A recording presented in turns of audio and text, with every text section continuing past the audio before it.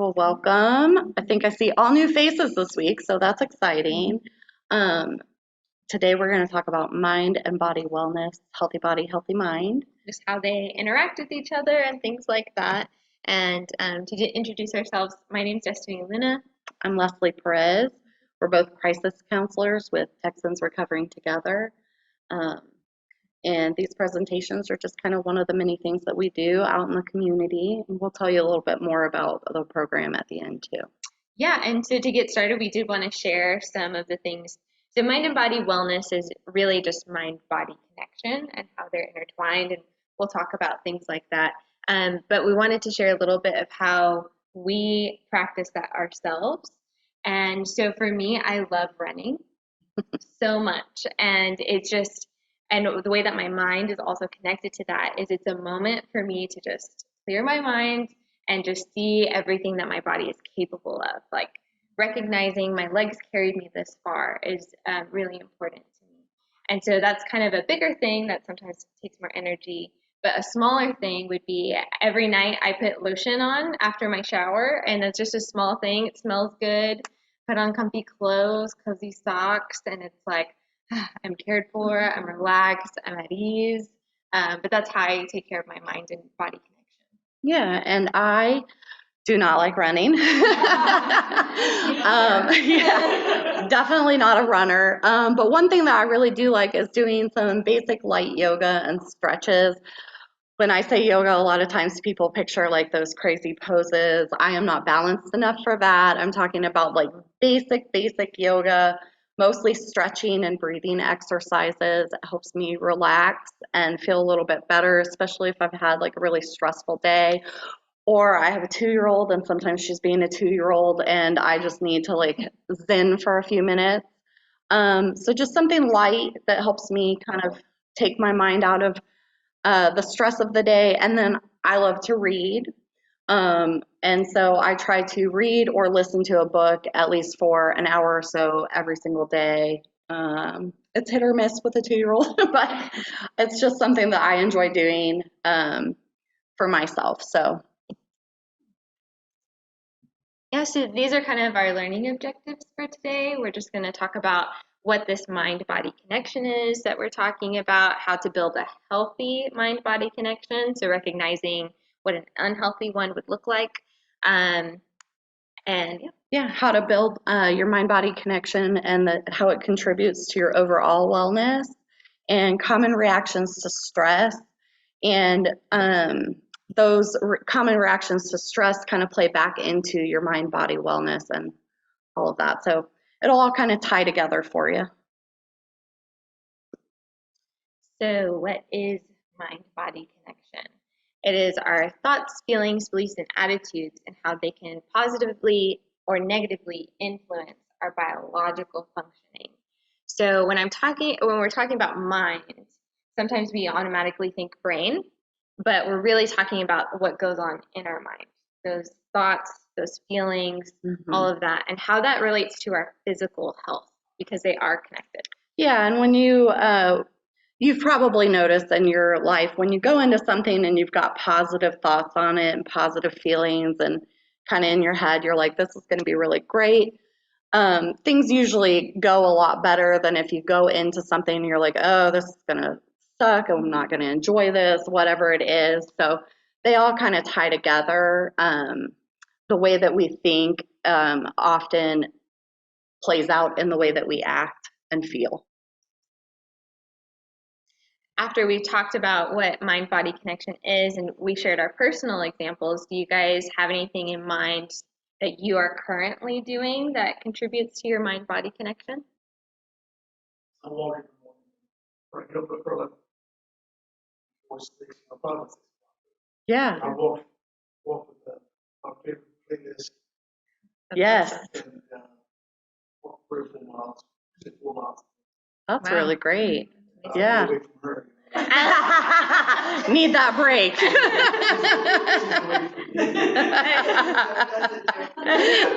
And what are you doing? Are you sleeping, taking care of yourself that way, just sleeping in? Well, so I'm usually drinking coffee at that time and Nice. playing around with the dog or whatever. But for me, I think get like a full body massage, a therapeutic massage, Mm. for an hour and a half, not just an hour. Yes. And that's to me my total mind-body connection and where I'm at total. That's Yeah, amazing. that's a great way to kind of zen your whole body. Could y'all repeat what they're kind of saying here, just summarize it, so you can online they're asking? Oh, yes. Yes, so we had two participants. One shared that he goes on a walk every morning for about 3 to 4 miles, listens to nice playlists and things like that. And I think there's some in. Are there any in the chat as well? Oh, another. Oh, you put that. Yeah. Yes. And then we had another participant share about getting a full body massage for an hour and a half Hour and a half. at complete peace. Yes, Very nice. I would love that. Anybody else want to share? Reading, yeah.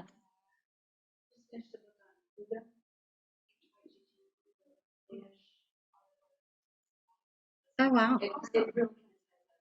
Yeah. That's amazing. Very relevant. How do you pronounce it? Huga. You know, Yeah. how do you spell it? Okay. Okay. Yeah, so reading is a really great way to relax, and it kind of nourishes our mind as well. I think a lot of readers will say that that information that you take in, even if it's like a casual book, helps you feel younger. I know for me it does. It makes me feel kind of younger, and I just love taking in more information. They were mentioning audiobooks. Audiobooks, yes.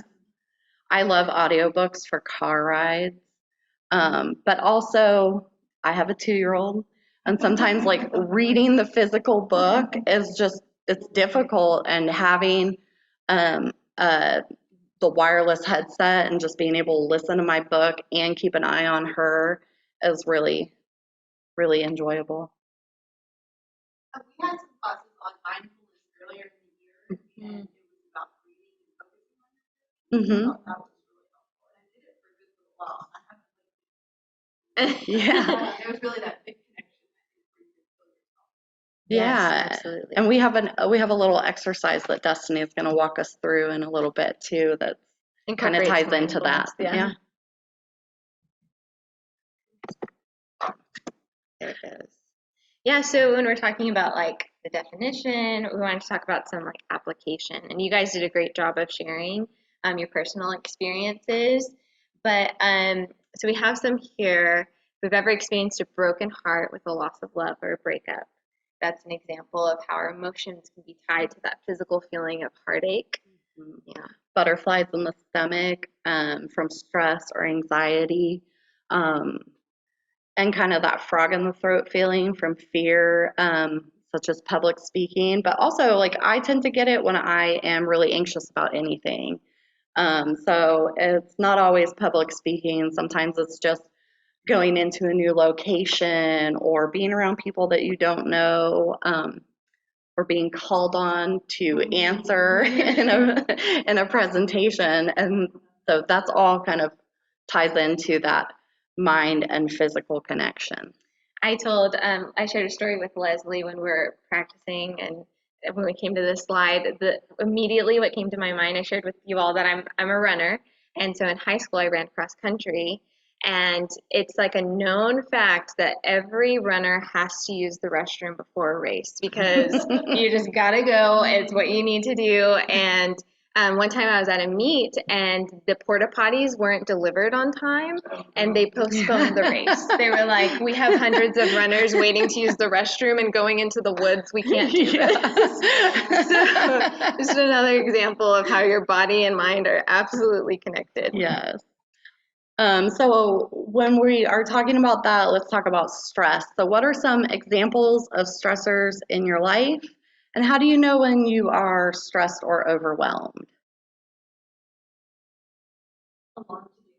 A long to-do list, yes.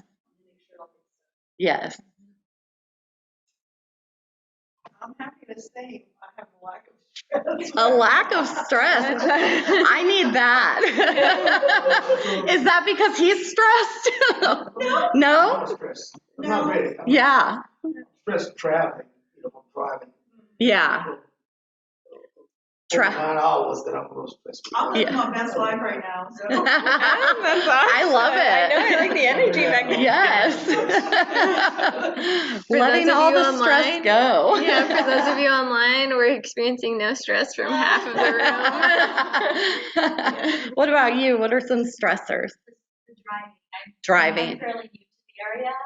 Oh, yeah. so I go Anywhere to such a new. Small little town, and then like 281 is like. Oh, Yeah, on yes. the floor. So Oh, my goodness. yeah, that causes me to get that little eye twitch. I get stressed from driving too. I moved here from Florida 4.5 years ago, and it's so different because Florida is all flat, just it's flat. And there's so many hills and like winding roads, and then like my husband and I live off of the 35 corridor in Austin, and it's just so chaotic to what I'm from a little town where you could get everything in town and you hardly ever got on the interstate unless you were going out of town. And I would get so stressed when I'd be like, I can only go one place today. That's all I can handle. Like HEB is it. Yeah, and now I travel all over. So, 4.5 years later, I'm much more comfortable, but it was just such a different environment. Yeah, and getting used to that. How about HEB? Oh, yes. Yes. HEB deal. HEB, what is it? What do they call the big HEBs are the plus? HEB Plus? HEB, that is the most stressful store I've ever been in. But it's so funny because here we pretty much only have HEB. And in Florida, where I'm from, like we were just a tiny town and we had like 4 grocery stores. You had like Publix, Albertsons. We used to have a place called like Cash and Carry, which is like Hannaford, up further on the East Coast, and then Kroger. And like I come here and I'm like, all right, well, where am I going to go shopping? And they're like, HEB. I'm like, right, but what's my other choice? Yeah. And so, Yeah, so how do you guys recognize that you're stressed? Well, I get a little anxious. yeah, Anxious? anxious. She worries about when I'm going to HEB, so I have to have a list.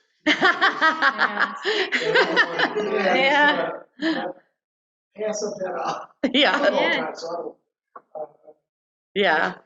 That's a good example of coping with that anxiety of knowing that you're going into a stressful situation. How am I going to prepare myself for this? So, Yeah. that's a I good usually get like sweaty palms Mhm. or maybe my heart rate might go up or I feel flushed or something.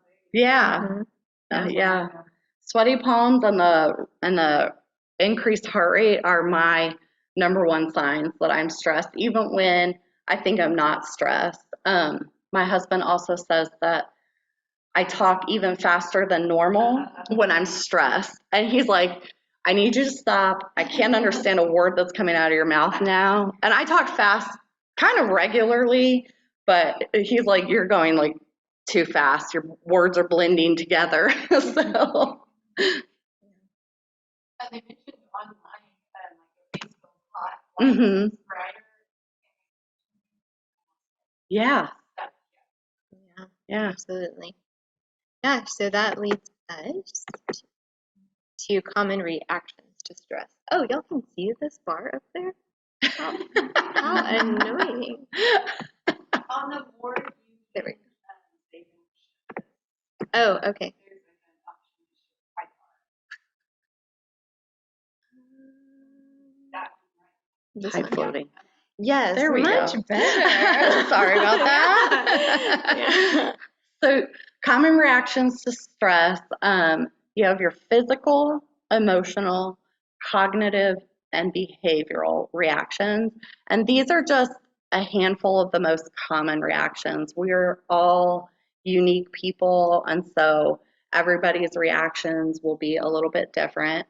When we're looking at the physical reactions, headaches, muscle pain or tension, chest pain, and fatigue. I know for me, like I catch myself getting more frequent headaches. and finding myself just kind of drained at the end of the day. I get home and I've hit my wall and I don't want to do anything else. Emotional reactions can be excessive fear or worry, increased irritability, a feeling of being overwhelmed, anxiety, or depression. I think like excessive worry as a mom is my new favorite emotion, but when I'm really stressed about anything new going on, I tend to worry about all the what ifs and I get overwhelmed by them. So Yeah, and so the next section we have is cognitive, and those are just our thoughts, like our thought processes and what's going on in that mind of ours. So we're more likely to be confused if we're stressed out, have a difficulty with concentration. That one for me is a huge one because I'll actually feel really energized when I'm stressed and I'm like trying to take on too many tasks at once and my brain is going like all over the place and I can't concentrate on one task. Which leads to memory issues because you're trying to input too much that your brain's not being able to store it all. And then difficulty making decisions. Behavioral, we have emotional outbursts, withdrawal, so withdrawing from our family or loved ones or friends, just kind of isolating ourselves. Feeling restless, that's kind of that energizing feeling that I was talking about, and maybe things like frequent crying or things like that. So a way to talk about how all four of these are combined and how they can all influence each other is I thought of when you're planning a trip. So let's say you're planning this trip and it's a vacation. And then the expenses of everything, the logistics of everything is all becoming a little bit much because we haven't organized it yet. And so your palms might get sweaty. Maybe you're trembling a little bit. Your heart is kicking up. That's your physical reactions, which then you're in the midst of all of this stress. You start to excessively worry about what could go wrong. Maybe I should plan for this in advance. Maybe I should plan for this. So you might have this excessive fear of worry, which then leads us to, okay, well, what if I take this route and it's wrong? What if I take this route and it's faster? Or what if there's traffic? And so we have a difficulty making a decision of which route to take, which hotel is going to be cheapest, all of those things. So then we're starting to feel really overwhelmed because all of this is happening very quickly. And then maybe your spouse walks in and says, no, this is all wrong. We should go this way. And you just blow up on your significant other because you're like, are you kidding me? I've been so stressed about this. I'm putting in all this effort. And you come in and you change everything. And you have that emotional outburst.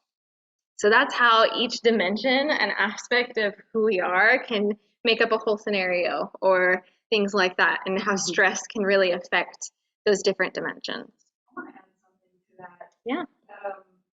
Either excessive sleeping, like oversleeping, mhm. or not sleeping enough.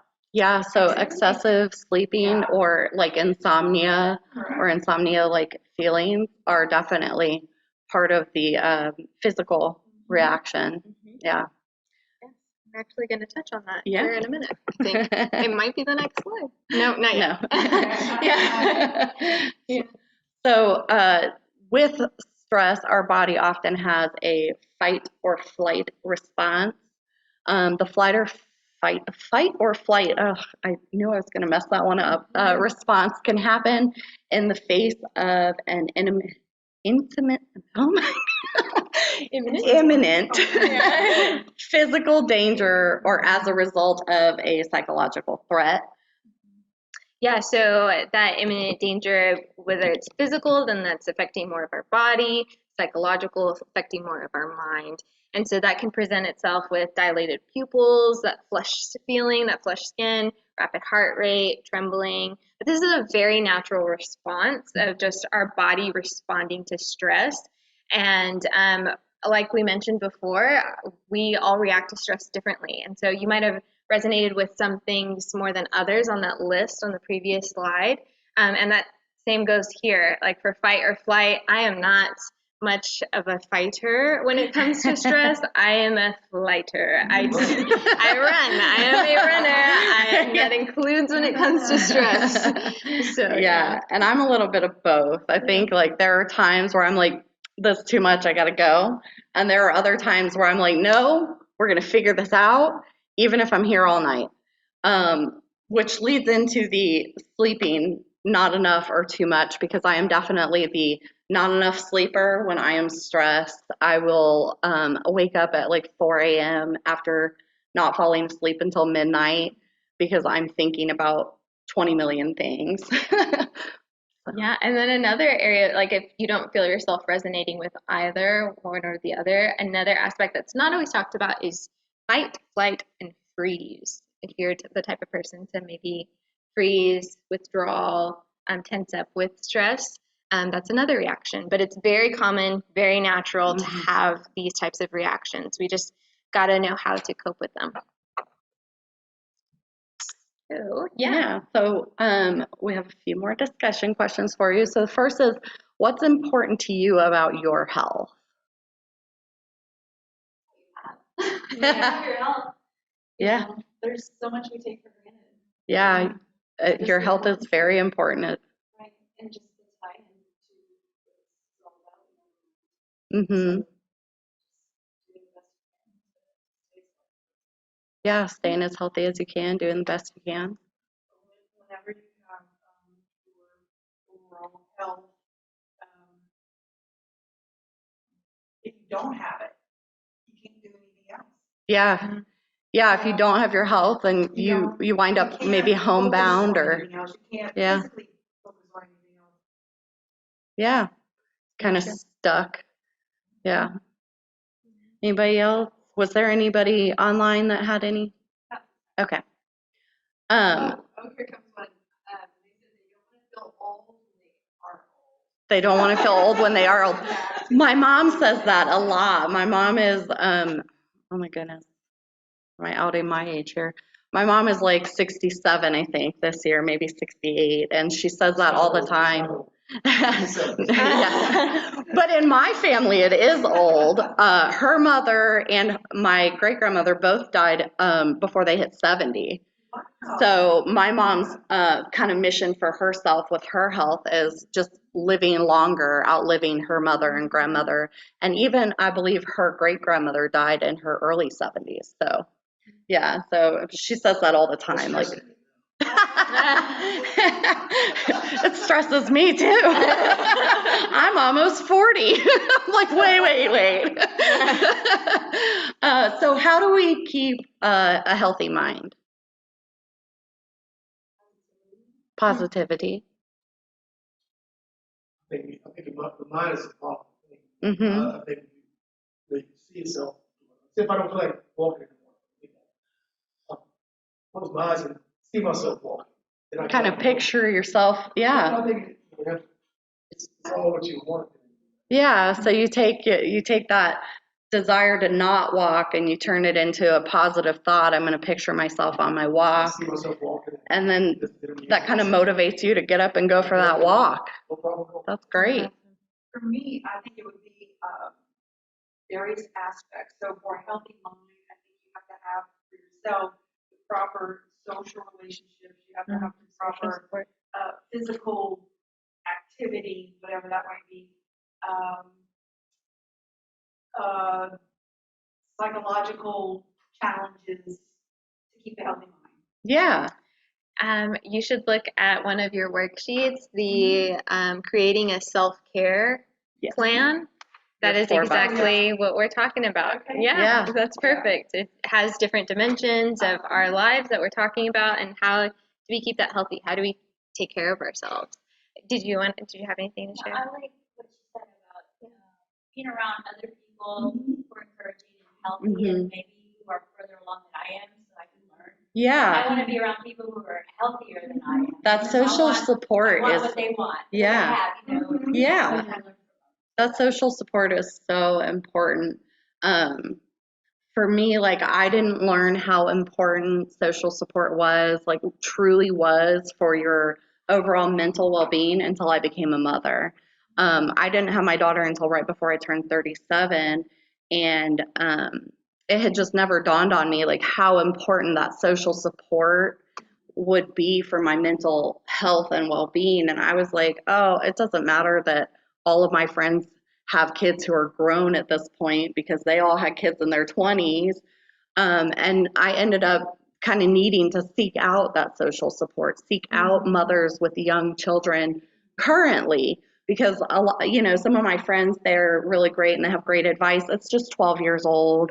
They don't remember the baby phase, and they would say things like nap when the baby naps. And I'm like, the baby doesn't nap, that's the problem. So your social support ties into your mental well-being on so many levels. Yeah. So what about your body? How do you keep a healthy body? What are some things you can do? I'll make sure I. No, most of the time, Yeah, he does. Yeah, balanced You diet. do eat well. make sure I put in my body. Yeah. Yeah, something that's nutritious. I do walking. Yeah, light exercise. And Yeah. I read to relax my mind. Yes. And that mental stimulation. I just read an article not too long ago about how reading, they've started linking the benefits of reading to keeping like Alzheimer's and like dementia away, and how they kind of play a role in each other. Well, I'm a firm believer in vitamins and supplements. Yes. Vitamins and I am. supplements. Me too. And I think that's just a very important part of keeping a healthy body. I mean, yeah, you need to see your doctor whenever and have checkups and go to the dentist and all this. Yeah. But, I just think it's an important part. Yeah. Yeah, So absolutely. vitamins are a good part of our wellness. They're saying online, the YMCA in State Park. Yes. That's awesome. I love the Y. And the state parks, like the hiking trails and all of that, just kind of getting out. Sometimes not when it's like 100 degrees outside, but Early in the morning. Yeah. We need a list together that we can do, a list of how it's, get out now. yeah, We made After a COVID list to list. do, After go somewhere. I love that. An after COVID list. Yeah. Just making that stuff we wouldn't do. Yeah. We haven't done, It's funny Keep how your body going in your mind. Yeah, and it's funny how like quarantine made us all, I think, kind of reevaluate the things that we often take for granted. I definitely took for granted being able to leave my house with my small child, because she was just shy of 10 months old when COVID started. And we would go to the park. I would sometimes just go to Target just to not be in the house.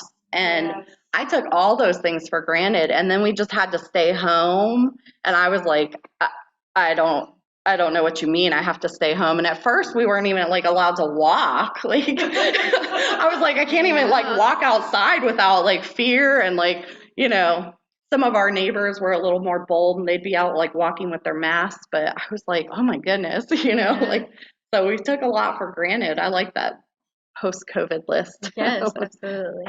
Yeah, and so Mentioned online Volunteering, yes. That's awesome. I love that. Yeah, and we do have more reflection questions for later on, kind of keep you thinking about how you can implement those things or think about what you're already doing and things like that. But yes, we want to build a healthy mind-body connection. So a big part of that is also recognizing the unhealthy, which Yeah, so excessive dieting, excessive exercise. Exercise is important, a balanced diet is important, but they can also kind of be taken too far. We can cut our calories too low for what we need, or, we're doing some crazy diet where we're only eating lettuce and we're not really getting the nutrition that we need. Exercise is healthy, but, maybe we don't need to be on the treadmill 3 hours a day. So it's just kind of, a healthy balance, getting too little or too much sleep. We touched on that. We all need kind of a restful sleep. So whether I think your body needs like 6 hours or 8 hours, it's making sure that you're getting that restful sleep. You're not getting too much and sleeping maybe 12, 13, 14 hours during the day. or too little, 3-4 hours where your mind can't really relax. And then turning to alcohol and substance, which can become abusive really easily. And I know, like, when my husband's stressed, he might come home and have a beer after work. But when he starts having like 2 or 3, I'm like, hey, you doing okay? So it's just finding that balance there. Absolutely. And those that kind of have like short-term gratifications with them, like in the moment, it's like, yes, I'm doing it. This is good for me. This is what I need. And maybe I need to stay up late to meet a deadline or something like that. But we have to think about the long-term implications that they have on our health for both our mind and our bodies. So shifting back to healthy mind-body practices, we've talked about exercise, and Leslie made a good point. It's absolutely like what exercise is good for you, that's going to be unique to everyone, whether that's going for a walk 3-4 miles a day, that's amazing. Or even if it's just light stretching, things of that nature. Having that balanced diet that you all mentioned, which is something like, I listened to a podcast recently, The Happiness Lab. I don't know if y'all have heard of it. It's really good. But a question that she asked herself, it was a woman that studied eating disorders. She said, when it comes to our food and what we're choosing to fill ourselves with, you have to ask yourself, is this loving to myself? Is what I'm putting in my body loving to my body, loving to my mind, caring for myself?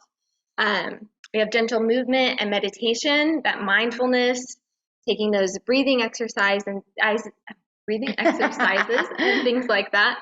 Biofeedback therapy, that's pretty unique. It's where they monitor what's going on in your body, like with your muscle tensions and things like that, as you're talking about experiences. And so it shows like how your psychological experiences actually show up in your body.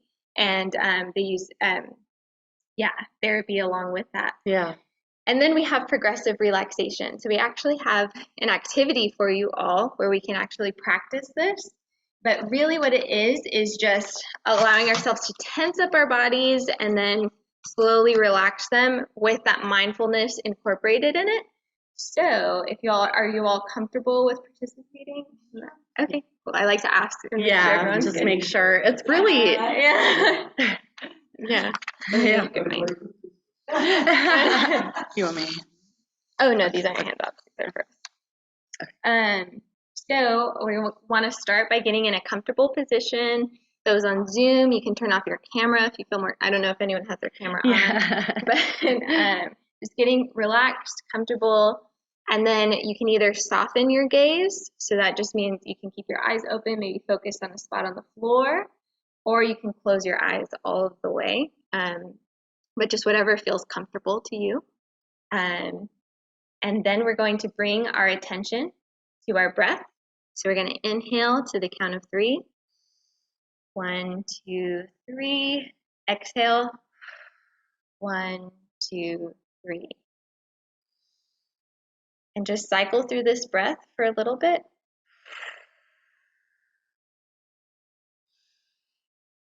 Clearing our mind. Now we're going to go through, y'all keep breathing. I'm just going to keep explaining. We're going to go through different muscle groups. And so I'll explain the muscle group, and then I'll explain what we're going to do. So you're going to breathe in and tense your hands by clenching them as hard as you can. Hold it, and then breathe out and completely relax them. Now relax. Keep breathing.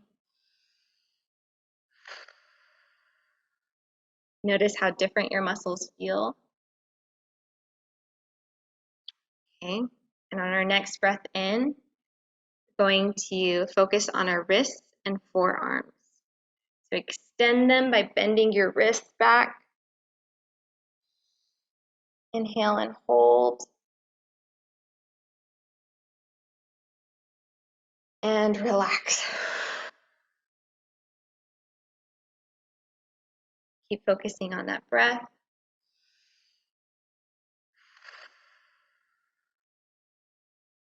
Next is our biceps. So we're going to start by clenching our fists and bending our arms and flexing. Big gym guys. Inhale and hold. Flex as tight as you can. And then relax. Focus back on our breath. Notice how your muscles feel. Next inhale, we're going to focus on our shoulders. Now shrug your shoulders, bring them way up to your earlobes. Inhale and hold.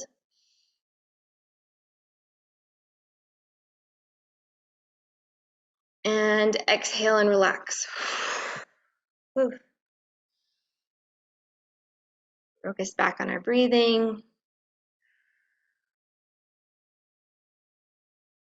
Notice how all your muscles feel after tensing them and relaxing them. Next is our forehead. So on our next inhale, scrunch, wrinkle your forehead as tight as you can. Inhale and hold.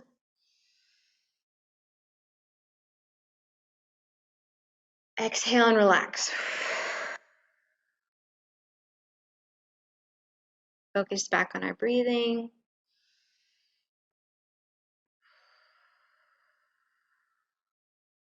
Next is our eyes and our nose. So on our next inhale, close your eyes shut as tight as you can. Maybe you scrunch your nose. Inhale and hold.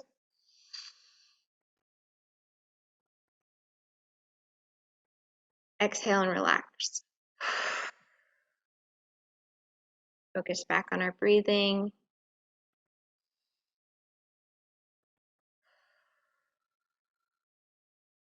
Our last one is our cheeks and our jaw. So on our next inhale, you're going to smile as wide and as hard as you possibly can. Inhale and hold.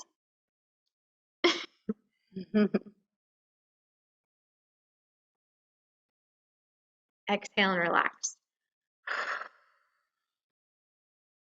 Now focus back on your breathing. And we're going to count backward from 5 to bring our focus back to where we are. 5, 4, 3, 2, 1. Open your eyes. How are we feeling? Good.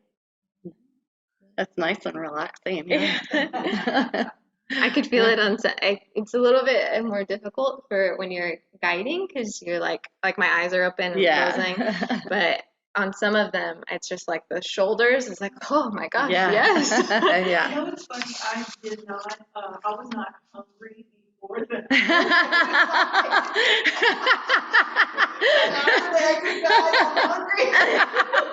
She's like, I worked those muscles. It's true. Sounds Yeah. like y'all need to go out for lunch. That's what I was gonna say. That's awesome. Early dinner. Yeah. But yeah, that's Yeah. just a small example of something you can do before bed and at work, anything, anytime. Yeah. Just guiding yourself through different muscle groups, progressive relaxation. Maybe you're feeling stressed or you're feeling tension in a particular area. I know for me, like when we were talking about it and everything, I tried it with just my shoulders because I had a lot of tension in my shoulders. And then like I was able to relax. I even like got my back to pop in that spot that I can never get. And I felt like way better afterwards. So Somebody mentioned online that they like doing something like that after they've been on the computer for too long. oh yeah.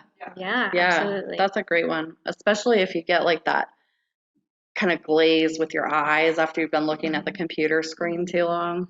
And online, there are audio clippings, so you don't have to guide yourself through it. You can just look up a YouTube video or audio tape, and people do this all the time everywhere. So, yeah.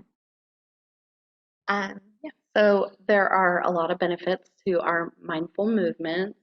And mindful movements are doing little things for yourself, like walking during your lunch break, doing yoga for a half an hour, or just standing up and stretching sometimes when we've been sitting for a long time. Just getting up and putting our arms out and over our head and kind of turning around a little bit. Taking a deep breath in and a deep breath out before you start a stressful conversation, kind of that like steeling yourself for it, if you will. Those are all mindful movements that get you out of your head and into your body. And then there are a lot of great benefits for that. Yeah, so part of that is when we are feeling anxious, doing something that connects us to our body, like breathing, or even just rubbing our fingertips together, or rubbing some sort of material that's around us that helps us stay grounded in the present moment, not too far in the future, not too far in the past, just where are we right now? And am I safe? Am I okay here? Things like that. Mindfulness increases our self-awareness. We just had a great example, live example of that. Noticing that you're hungry. Yeah. Yeah, just having a moment of mindfulness to really evaluate, head to toe, what's going on with me? What do I need? What do I want? But increases our mood. It boosts our energy because we're taking that time to take care of ourselves. And it overall improves health because when we are mindful about what we're doing, we help not only our minds but our bodies as well. So that mental and physical health is getting improved. Yeah. So these are some tips for improving your mind-body connection. Practicing stress management techniques, like what we just talked about, breathing exercises, stretching, going for our walks. Those are all good stress management techniques that help us get away from the stress, kind of manage where our level is at and bring it down. Calming your mind and body, engaging in self-care, and promoting resilience. So engaging in self-care is doing things that are for you. They're acts of self-love. One of Destiny's is her shower and her lotion. That's kind of an act for her. Mine is taking my time for my reading because I take it after the baby's gone to bed. I take that break from my husband and I just kind of get into my book. So those are the things that we do for ourselves. And promoting resilience. Resilience is your ability to bounce back from a stressful situation and come out of it on a positive note. Yeah, so that you can even do that by reflecting on hard times, maybe this past year, and seeing how maybe you're more at peace or what you learned from it, or how you experienced personal growth within the situations that you were put through. And it's just so important to recognize our strengths in those times because it can be so easy to be consumed with everything that's going wrong, everything that's out of our control. So by doing these little things every day, we remind ourselves, I'm capable of caring for myself today and every day, and I'm going to do it. And I've done it, and here I am. So we definitely want to hype on resilience. Yeah. Yeah, and everyone's health and wellness journey is unique to them. So we've kind of been talking about that this whole time. Is your journey is not going to look like the person next to you. You have different likes, different strengths, different weaknesses that maybe you want to nurture, strengths you want to enhance. And healing and growth is not linear. So you're going to go one day, maybe you're not, and it's all part of it. And it's all fine. Just as it is. And you really want to make sure when you are on your journey that you're choosing things that work for you, for your body, for your time, for your lifestyle. It's easy to kind of get caught up in the Joneses. Oh, this person's doing this and it's working so well for them, so I need to do that. But maybe it's not attainable for you, for where you're at, or your capabilities or your financial being, any of that. So you want to choose things that work for you and work for your life. So you guys all have a paper copy of our survey, and then Bethany is going to put the links for the survey into the chat for those of you joining us on Zoom. The surveys are our way of hearing back from you how we did, And we really love the feedback. It's really important for us as we go forward. We take this information to reflect on for our next presentation. Yeah, it's really helpful, especially for things like this where we have ongoing sessions. Yeah. We want to know how to serve you all best. Yes. Yeah, so y'all take some time to do that, and we're just going to talk about some of our resources while y'all are filling that out. So we have our support line. It's available 24/7. It's anonymous, confidential, absolutely free. So if you just need someone to talk to or need any sort of resources, the people that answer the calls are actually within the area, so they can link you to resources in your county, which is really useful, and they're just ready to listen. Yeah. And I was just going to point out that it says COVID-19, but that's just because we were put in place because of the pandemic. Your issue does not have to be related to COVID. And maybe it's not you, it's a neighbor, it's somebody that you run into. We cover 19 counties. And so this is for anybody in the community as a resource.